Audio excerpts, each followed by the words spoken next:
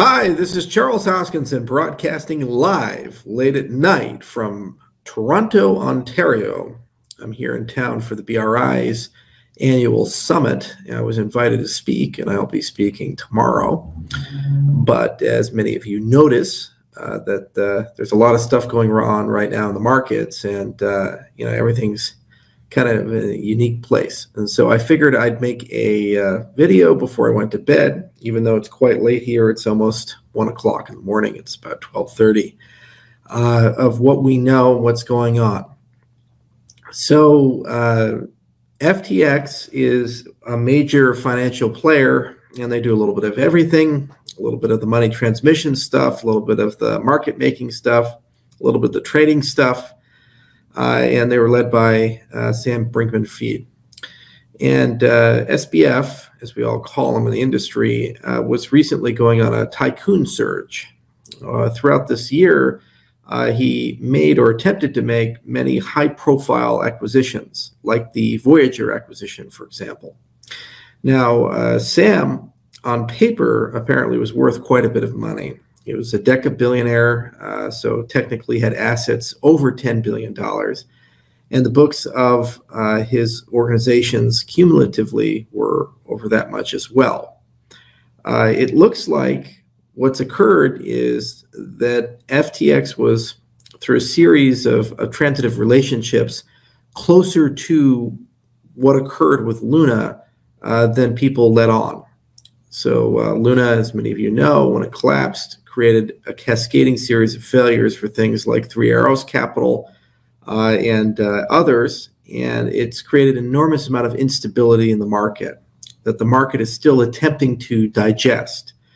There's an asset called Alameda that had a relationship with FTX, and that asset apparently got a bit too much value, and it's created a liquidity problem for Sam's empire.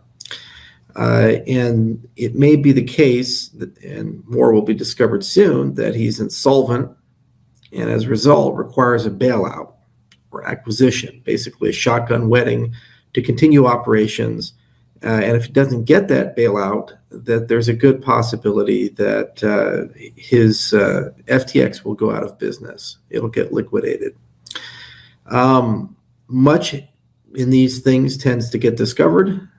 So Binance has made an offer. They've signed a non-binding letter of intent based upon due diligence. And as due diligence is done, oftentimes things are discovered, and uncomfortable things, especially the relationship, financially speaking, of the founders to the entities, as well as how funds were used and how much risk exists within the entities. There is a non-zero probability that the acquisition proposal that Binance has put on the table to bail out FTX, to acquire it, will not succeed because it will fail due diligence. This is often the case in many distressed assets. When people look at them, they discover that they're far more distressed than they thought. If that's the case, because of the size and scale of FTX, it's very likely that that will cascade through the cryptocurrency market. Now, my firm, we had no involvement, exposure, or connection to any of these things, so we didn't lose any money. Cardano doesn't have any dApps or DeFi that really touched anything related to the Luna ecosystem or the yield products that were very popular but highly unstable in the Ethereum ecosystem. So effectively speaking, this does not directly impact the Cardano ecosystem. But as members of the broader cryptocurrency space, this will likely cause issues for all of us. In particular, there is the case that FTX has been lobbying very heavily in Washington, D.C. Their failure could change the political landscape in unpredictable ways. It was my belief that a red wave would occur today, and early indications of the election are that that is the case, with just to the magnitude of it. And based upon that magnitude, it was my belief that legislation would pass that would be inspired from things like the Stab Now proposal from the U.S. Senate, things like the Financial Innovation Act, and so forth. The issues here are that should we see more systemic failures, there could be a belief for more regulatory scrutiny or more draconian laws to be passed to enable that scrutiny. The failure of FTX could result in that, which could in turn more badly damage the industry, and in many cases offshore the American cryptocurrency industry. So this is not a minor event. This could become a very significant event, and it's the last in a series of failures that we saw started by Luna. Luna led to Celsius and other such things, and now we're here. It's just an example of the excesses that I repeatedly warned people about in 2021 and all throughout this year, and prior points in my career, like in 2017 with ICO mania. You don't get something for nothing, and extremely high yields tend to evaporate very quickly. And this is no different from that. Just because the asset classes change and because we use new and emerging technology, in no way, shape, or form somehow indemnifies us from the risk that this new technology has. And yet, for some reason, financial engineers, entrepreneurs, and startups seem to think that this time will be different. There is no substitute for hard work. There is no substitute for discipline and every month building and creating utility and getting real adoption. But tech stocks are another example of this. Majority of tech stocks in the United States and abroad are significantly down. In some cases, many are over 90% down, which is quite sad, given that they had enormous valuations just a few months ago in some cases. And so the crypto industry is just a microcosm of a macro trend that we've seen over the last few years of rampant asset inflation. So it's hard to know what's going to happen next. If the Binance acquisition goes through, there is a possibility that the markets could stabilize and that things will look good, or at least calm, and we can move on and continue to heal as we were doing before this event. If the acquisition fails, there is a possibility that a series of cascading failures will occur. And because of a lack of transparency, it is very difficult to know how deep these tentacles go. And it's entirely possible that other firms that were reliant upon FTX could also fail, similar to a 2008 financial crisis style event after the fail of Lehman Brothers and the threat of the failure of AIG. So I just wanted to make a video to kind of fill you guys in with what I know, which is currently not much. I'm hearing tons of different rumors and speculations and so forth, but unfortunately we're too far removed from this. But I figured I'd make a video on current affairs and just let you know that things are definitely coming, things are definitely happening, and this is going to be a very transformational week, or at least next 10 days for the cryptocurrency industry. And it's another indication that we need to do things a little differently. And we need to think about things a little differently, both as participants. Hopefully the stream is back. I hope everybody see, hope everybody can hear me. Can you guys see me? Can you guys hear me? Okay. The laptop went dead and had to plug it in. It said it had 100% battery, and then suddenly it went to 5% and died. So as I was saying, we have a situation where cascading failure could occur in the markets. And it's unclear how likely that scenario is. It just is based upon the level of transitivity of connections, leverage, debt, and other factors with FTX, and if FTX gets a bailout or not. Now, this might be isolated to certain asset classes, and it may be isolated to certain financial institutions that trade and deal with crypto. but it certainly in the short term could have a significant impact on cryptocurrencies in terms of market stability and predictability. So a lot of volatility could come.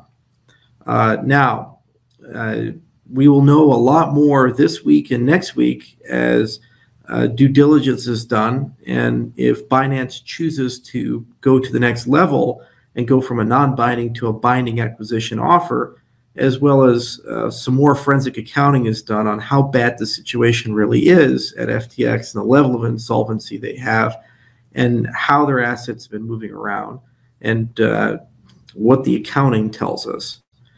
This will likely not be public knowledge for some time, but will probably get exposed either through a bankruptcy process, a class action lawsuit, or an acquisition process, or a regulatory event, or all of those above. From our part, as I've mentioned before, Cardano stayed out of all of this Wild West DeFi as an ecosystem, so there's nothing directly touching FTX. In fact, it's a bit of a dark comedy, but FTX actually refused to list data for some reason. So it's not even on that exchange. Okay. But we've witnessed a lot of this year. As I mentioned before, Luna, Celsius, and other ecosystems that have collapsed and created these cascading failures.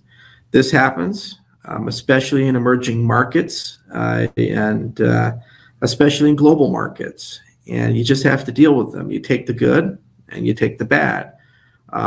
We're still strong. We're still going to wake up tomorrow and do our job and build things. And there's over 100 projects that have launched on Cardano, and they're building and they're strong, and 1,000 more under construction and launching and deploying. So that's very exciting to see. Scott Fest is still going on in just about 10 days. The Switzerland Cardano Summit is still on schedule. There's lots of people who are going to attend. AMAs are still going to happen. Code is still being written. Members-based organizations still under construction. So smooth sailing with respect to project progress, the community development, and the great KPIs that we've been achieving. For example, Cardano's consistently in the top 2 to 3 for NFT issuance and trading. Cardano continues to grow in terms of technology, and there's a lot of great governance improvements and good things to come. I wish we were an island. I truly do, because if we were just to look at Cardano, there would be nothing but optimism, excitement, and enthusiasm. Unfortunately, Cardano lives embedded within a broader industry that is now having to pay back the price of its excesses, the cost of its excesses. And so that will inevitably hit our ecosystem a little bit. If anything, it'll make it more difficult for the projects building on Cardano to get venture capital. It will make it more difficult to get Fortune 500 and government adoption because they're reluctant to adopt cryptocurrency. It'll make it more difficult to navigate the regulatory reality of the cryptocurrency space, which is already very complicated and mercantile. Complicated and mercurial. Very late here, I'm sorry, and I'm very tired. Been up for a long time. So we're just going to wake up every day and keep chipping away at it and keep pushing forward. And I always try to find ways to keep you guys informed with what I know, and also warn you when I see things that are coming that could become problematic. I still do believe cryptocurrencies are here to stay. I think these are very inconvenient and kind of shitty events and circumstances, and we just have to work our way through them together.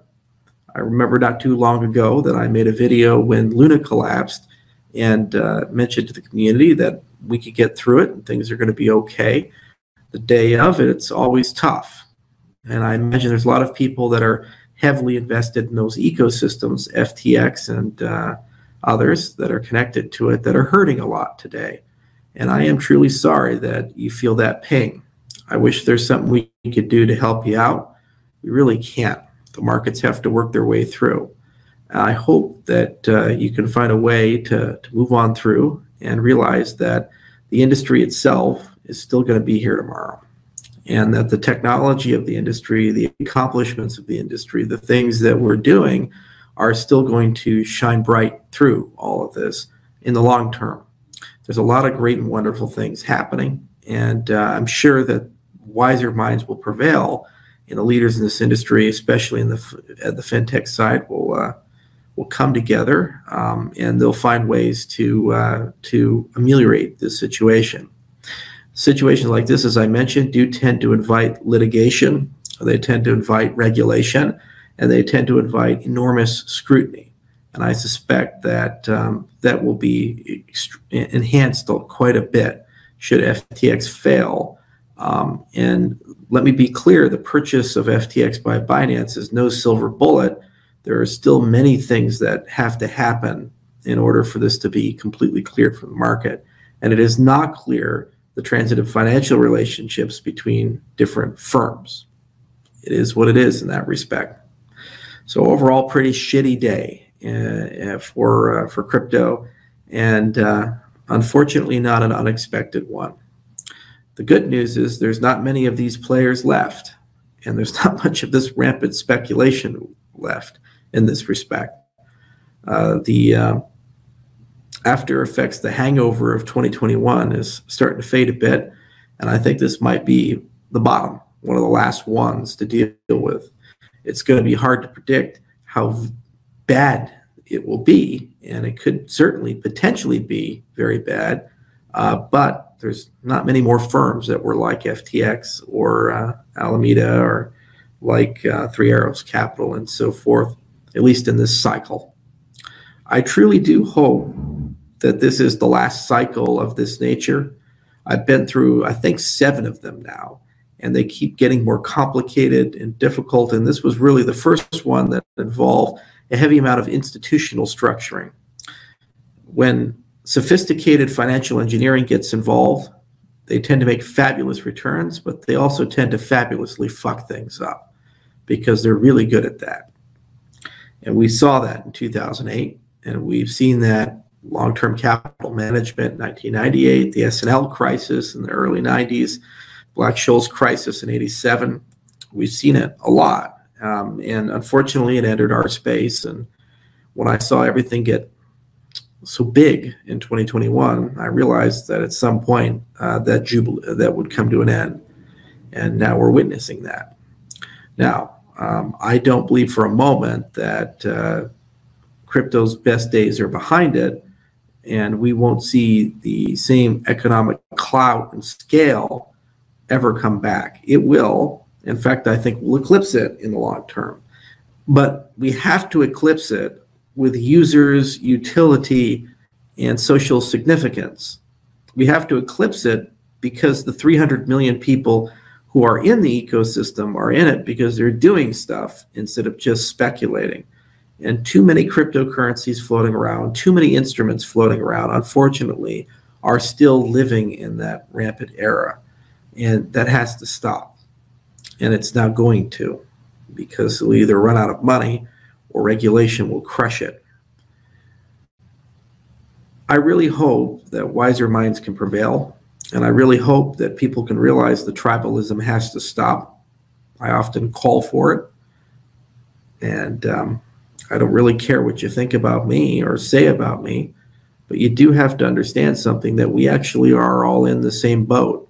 And either we succeed together or fail together. There's no middle ground in this respect. Cryptocurrencies have a small window of time to prove themselves. And I get real sad when these types of things happen, because we could have done better. We should have done better as an industry. And every time one of these things occur, it's a black eye for us all, because consumers, regulators, and everyday people, they don't differentiate the FTXs from the Ethereums, from the Cardanos. They just put everything into one bucket, crypto. And for better or worse, we have to live with the victories and the failures of the industry as a whole. So why then does it make any sense for us to be so tribal and so vicious? So I hope that it's a teachable moment, and I hope that we as an industry leave this stronger, smarter, wiser, and ultimately more collaborative in that respect. So we'll see what the next few days look like, and we'll see if crisis can be averted or it can be exacerbated. As due diligence is done, we'll see as they dig what they discover and how bad things really are. And certainly a lot of things will be discussed. As I said, on our part, we're just going to show up to work tomorrow and do what we do. Cardano ecosystem, all the people I've talked into it told me the same thing. It doesn't impact us too much. That's why I tweeted the turtle, slow and steady wins the race. It's who we are. And maybe sometimes blindly chasing TVL is not the best idea in the world. And maybe sometimes blindly chasing high yields in these things leads to disaster. Food for thought. I'm going to go get some sleep. Good night, everybody.